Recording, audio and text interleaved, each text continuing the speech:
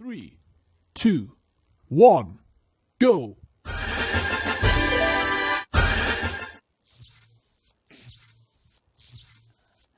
नमस्कार, आइए आपका स्वागत है हमारे यूट्यूब चैनल आकाश लेक्चर में। और आज हम देखेंगे प्राणी जगत देखेंगे। आज हम क्या देखेंगे? प्राणी जगत का जो वॉल्यूम है वो आज वॉल्यूम 3 है, तो वॉल्यूम आज 3 देखेंगे। तो आइए शुरुआत करते हैं आज के लेक्चर की। अगर अभी तक आपने हमारे चैनल को सब्सक्राइब नहीं किया तो चैनल को सब्सक्राइब करें। सबसे पहले एक क्लासिफिकेशन आ जाता है, यहाँ से शुरू होता है वर्टिब्रेटा। जो वर्टिब्रेटा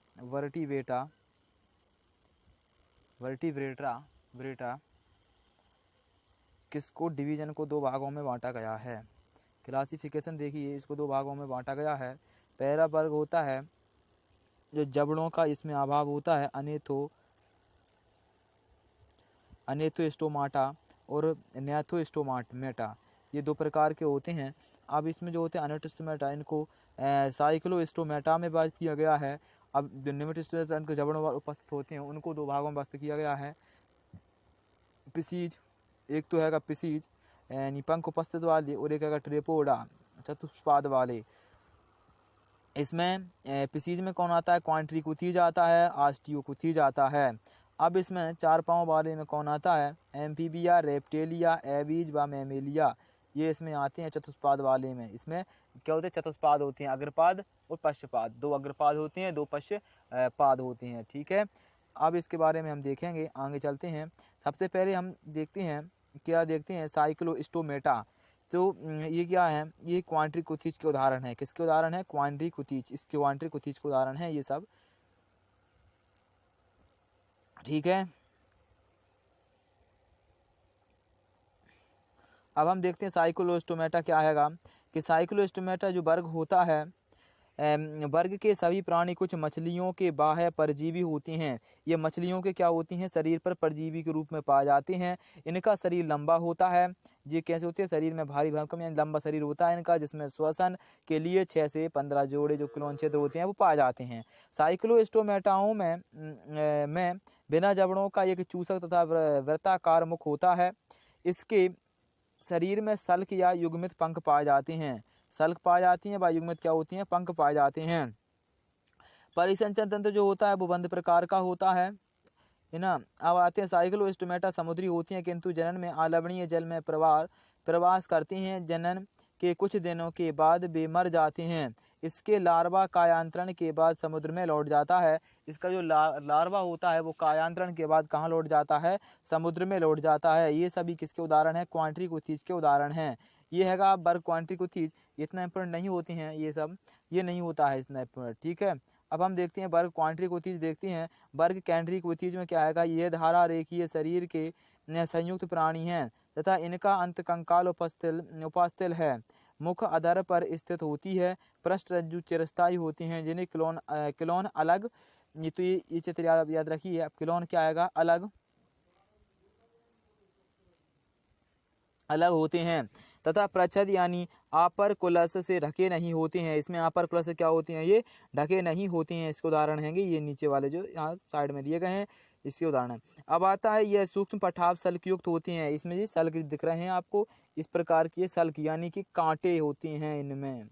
ये सल्क युक्त होते हैं, कांटे टाइप के होते हैं। ठीक है, सल्क युक्त होते हैं और वायु कोश अनुपस्थित होने के कारण यह डूबने से बचने के लिए लगातार तैरते रहते हैं।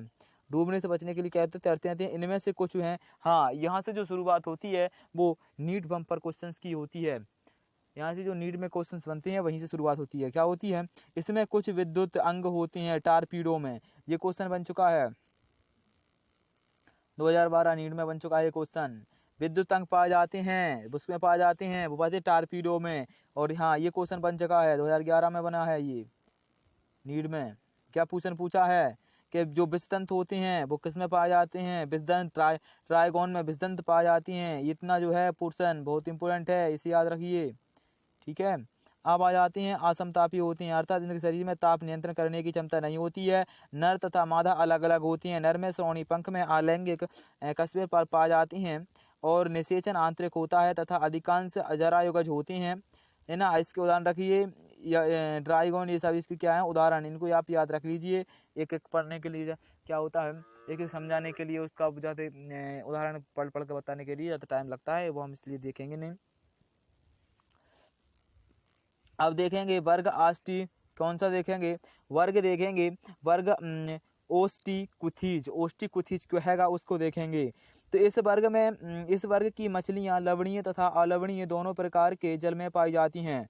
इसमें क्या होता है, ये समुद्र में भी पाई जाती हैं और नदियों में भी पाई जाती हैं। ये लवणीय और अलवणीय दोनों प्रकार के जलों में ये पाई जाती हैं। इनका जो अंतः कंकाल अस्थिल होता है, कैसा होता है, अस्थिल होता है। चित्र में इनका जो शारीरिक धारा रेख होता है वो मुख अधिकांश अग्रसिरे के अंत में होता है। इनके 4 जोड़े क्लोन छिद्र दोनों ओर प्रच्छाद यानी ओपरकुलस से ढके रहती हैं। त्वचा साइकोयोड टोनियोड शुल्क से ढकी रहती है। इनमें वायु कोश उपस्थित होता है जो उत्प्लावन में सहायता करता है। हृदय में 2 प्रकोष्ठ का होना है, एक आलिंद तथा एक निलय। ये सभी असमतापी होते हैं। हृदय में इनके, ये देखिए, इनके हृदय में कितने होते हैं, 2 कोष्ठ होते हैं, एक आलंद होता है, एक निलय होता है। किसमें, वर्ग ऑस्टियोकुथीज में। ठीक है, यह अधिकांश अंडज होते हैं। ये क्या करते हैं, अंडज होते हैं, अधिकांश असमतापीय होते हैं और बाह्य निषेचन करते हैं। ये सब इसके जो इम्पोर्टेंट सिम्पटम्स हैं, आप इनको क्या कीजिए, इनको आप याद कर लीजिए, अपनी टेक्स्ट बुक्स में उतार कर इनको रख लीजिए। ठीक है, तो ठीक है, और हम आते रहेंगे आपके पेपर के टाइम और इस प्रकार के कुछ क्वेश्चन लेकर, तो हम सब सारा कंप्लीट करवा देंगे वहाँ पर दोबारा से रिवीजन के टाइम पे। अब आता है, ये अधिकांश अंडज होती हैं तथा निषेचन प्राय बाह्य होता है, परिवर्तन प्रत्यक्ष होता है।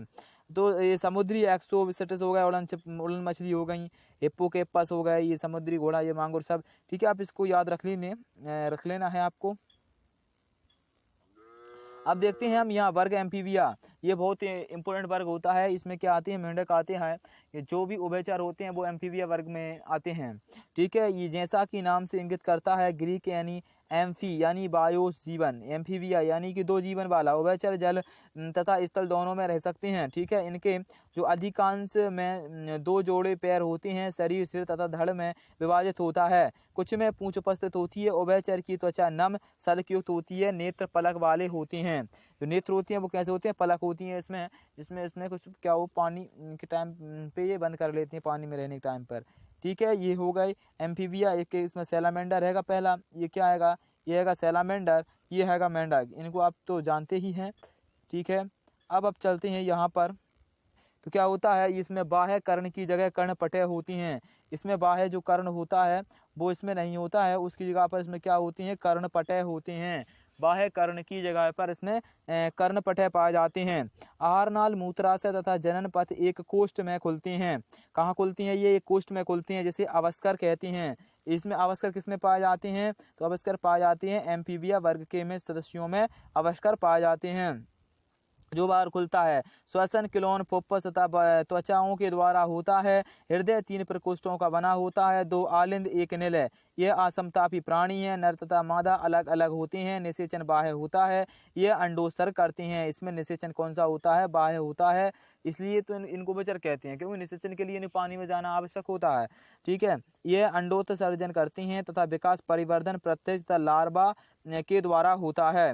उदाहरण के लिए बूफो हो गया, टोड यानी बूफो किसको बोलते हैं, टोड को बोलते हैं। राना टिग्रिना मेंढक होता है भारत वाला। हाइला वृक्ष मेंढक होता है।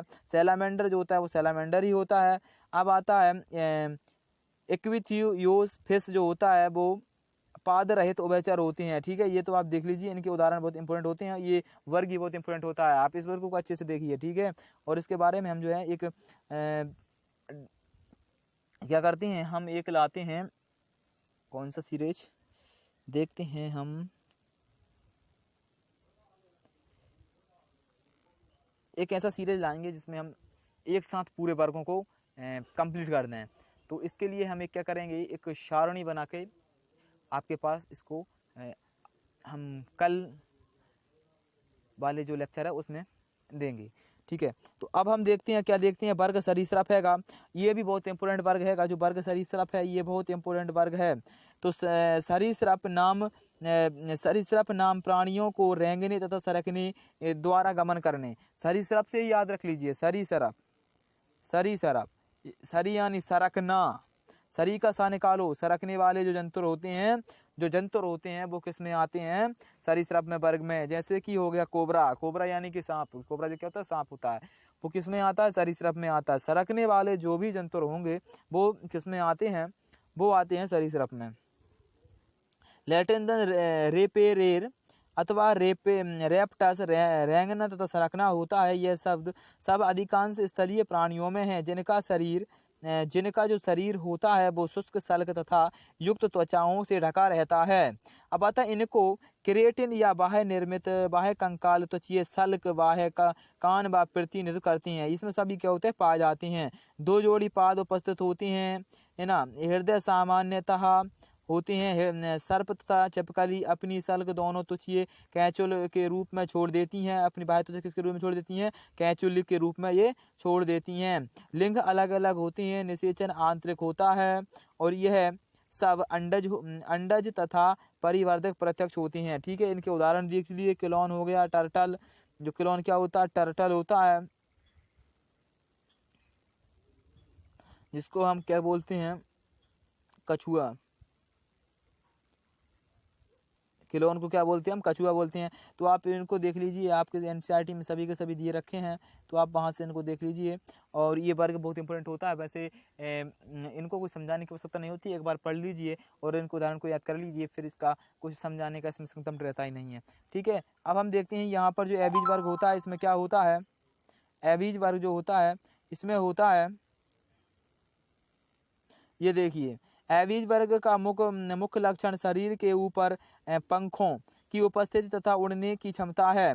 कुछ नहीं उड़ने वाले पक्षी भी होते हैं, जैसे ऑस्ट्रिच, शुतुरमुर्ग, जिसका अंडा जो सबसे बड़ी कोशिका होती है, जीवित होती है और जो इनमें चोंच पाई जाती है, ये हैगा एवरेज। क्या हैगा ये, एवरेज हैगा शुतुरमुर्ग, एवरेज नहीं एस्ट्रीज, एवरेज वर्ग का जो एस्ट्रीज हैगा शुतुरमुर्ग वो ये हैगा।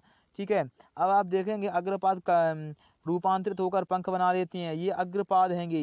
क्या हैंगे, क्या हैं ये हैं अग्रपाद जो रूपांतरित होकर क्या बना लेते हैं, ये हैं पश्चपाद। ठीक है, सॉरी, ये पश्चपाद हैं और ये जो अग्रपाद हैं ये रूपांतरित होकर क्या बनाते हैं, पंख बना लेते हैं, शाखाओं को पकड़ने की में सहायता करती हैं। ठीक है, अब आता है अतः कंकाल की लंबी स्थितियां खोखली होती हैं तथा वायु जो कोष होते हैं, जो इसमें वायु कोष होते हैं जो उड़ने में इनको सहायक करती हैं, क्योंकि इनमें जो इनके अंदर हवा भरने से ये इनका शरीर हल्का हो जाता है, जिससे वे उड़ने में सहायक होते हैं। ठीक है, यह समतापी होती हैं। कैसे होती हैं, समतापी होती हैं, अर्थात इनका शरीर ताप नियत बना रहता है। श्वसन फुफ्फुस के द्वारा होता है। वायु कोष फुफ्फुसीय से जुड़कर सहायक श्वसन अंग का निर्माण करता है।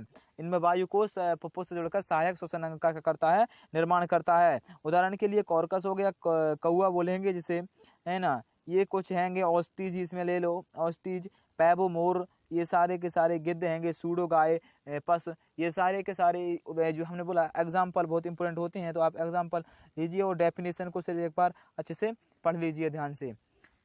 ठीक है, इतने में ये हो जाते हैं।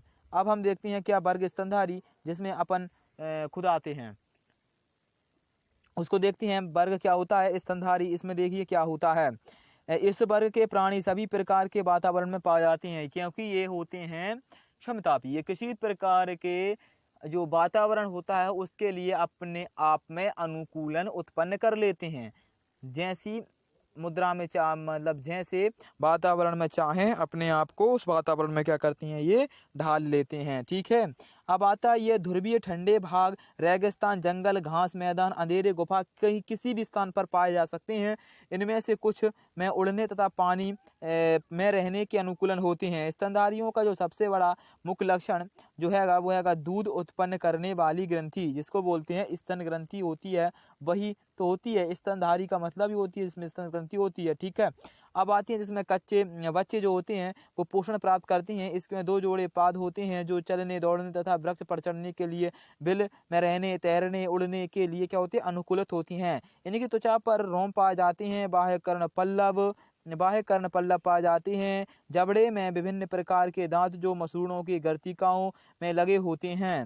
हृदय 4 प्रकोष्ठों का होता है। शरीर की क्रियाएं पेशीय डायाफ्राम के द्वारा होती हैं। लिंग अलग अलग होते हैं तथा निषेचन आंतरिक होता है। कुछ को छोड़कर सभी स्तनधारियों में बच्चे जन्म लेते हैं। अब को कुछ होते हैं जो हमने वहाँ देखा था, सॉरी इसमें नहीं देखा, हमने 12th में देखा था, ठीक है। हमने क्या होते हैं जो आप देख लीजिए आप, इसमें क्या आएगा, कुछ जो होते हैं वो स्तनधारी होते हैं और वह बच्चों को जन्म नहीं देते हैं। तो वो स्तनधारी कौन से होते हैं? जो जो प्लेटिपस एक स्तनधारी होता है और यह क्या करता है, बच्चों को जन्म ना देकर ये अंडे देता है। कौन देता है? प्लेटिपस जो होता है ये बच्चों को जन्म ना देकर ये अंडे देता है, लेकिन होता ये स्तनधारी है। ठीक है, अब आप आगे देखते हैं। तो ये स्तनधारियों का क्या हो गया, इनका ये है स्तनधारी।